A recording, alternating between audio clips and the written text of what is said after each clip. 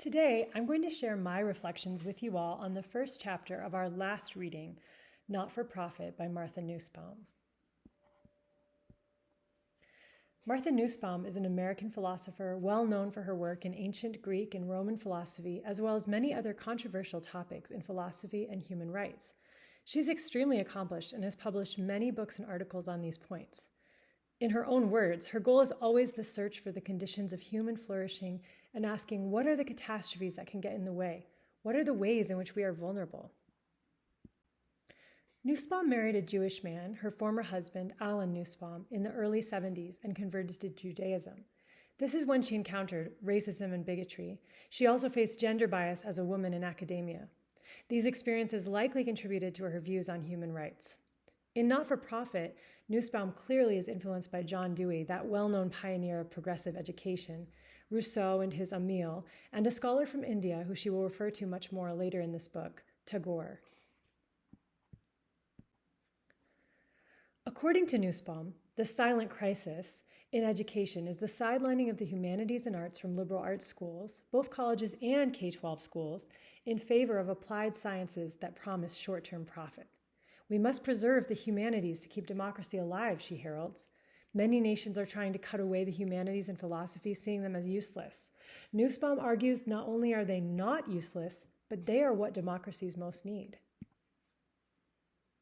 We wouldn't want to live in a country, no matter how prosperous, if it had ceased to be democratic, Nussbaum warns us.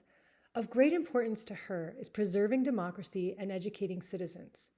One way of assessing any educational scheme is to ask how well it prepares young people for life in a form of social and political organization that has these features. Without educated citizens, no democracy can remain safe, she says. Democracy is built upon respect and concern, and these in turn are built upon the ability to see other people as human beings, not simply as objects. Nussbaum believes that Socratic self-examination and the humanities will build the values essential to democracy. Nussbaum sets forth a return to the humanities as the solution for this silent crisis. However, the reasons she provides are muddy at most.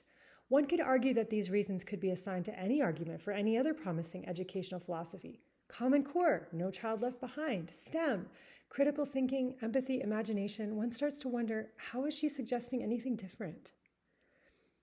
She believes that the abilities associated with the humanities and arts are those that are crucial to the internal health of the democracy. Critical thinking, transcending local loyalties, being a citizen of the world, empathy, and daring imagination.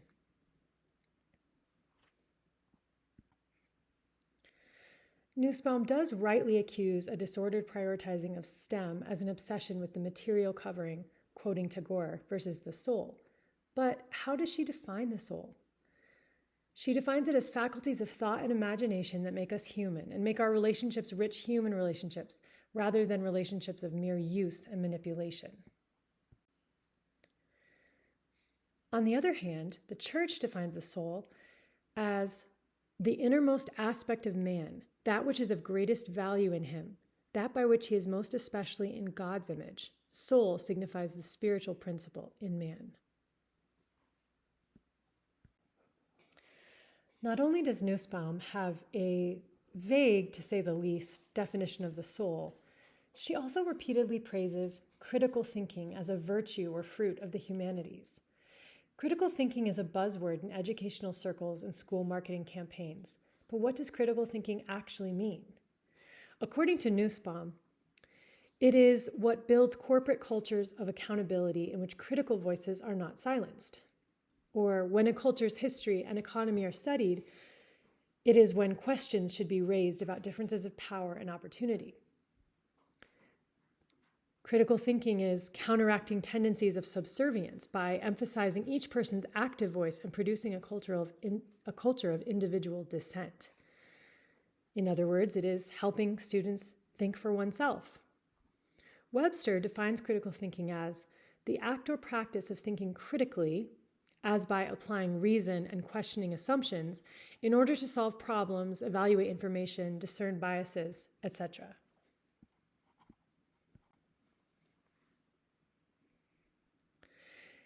In Nussbaum's haste to develop critical thinkers, lest tyrannical racism take over, she fails to acknowledge that the only way to glean from the tradition for which she advocates is to submit to it. Piety is the virtue of reverence. Piety is diametrically opposed to the system of teaching critical thinking, according to Kevin Clark and Ravi Jain of the liberal arts tradition.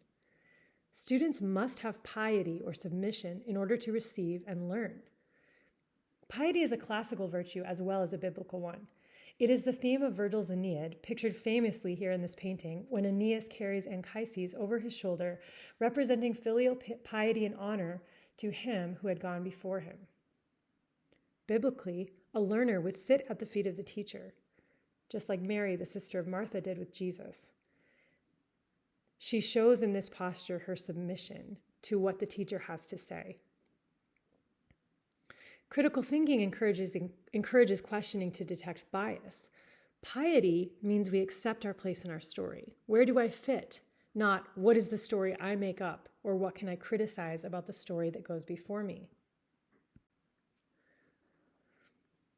Nussbaum aims high, but at least in this first chapter, she fails to hit the mark. Questioning is good and valuable, and truly classically educated students will relentlessly ask questions in their pursuit of truth. However, this questioning comes from a humble, submissive, contemplative search for knowledge. This questioning is called inquiry, like Eva Brand defines it in The Paradoxes of Education in a Republic. Brand says, a genuine question is, when still within the questioner, an expectant vacancy, a receptive openness, a defined ignorance, and above all, a directed desire of the intellect. Critical thinking, on the other hand, poises the questioner to attack or criticize instead of humbly pursue truth. Socratic questioning is a useful tool, just like Nussbaum says, but it is meant to bring the learner closer to objective truth, not only to mere empathy for others' opinions. In summary, what truly makes us human? It's our being created as living souls in the image of a divine God. We must have piety and inquiry to receive truth, or true knowledge. Yes, the humanities do develop empathy and the values that form citizens, but these are lesser benefits to the real goal.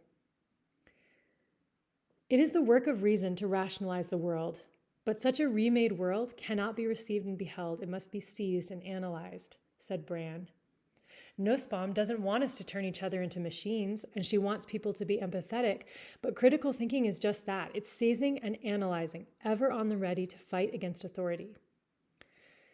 Brand says, each recalcitrantly independent thinker must regard his own views as universally true and all the others' thoughts as mere opinions. That is to say, where all think for themselves, each one's thought must be for every other mere opinion. It will be interesting to see how Nussbaum sets her solution for this silent crisis. However, a true view of humanity and truth must be kept in mind, or even the humanities can be reduced to rationalism and utility just for profit once again.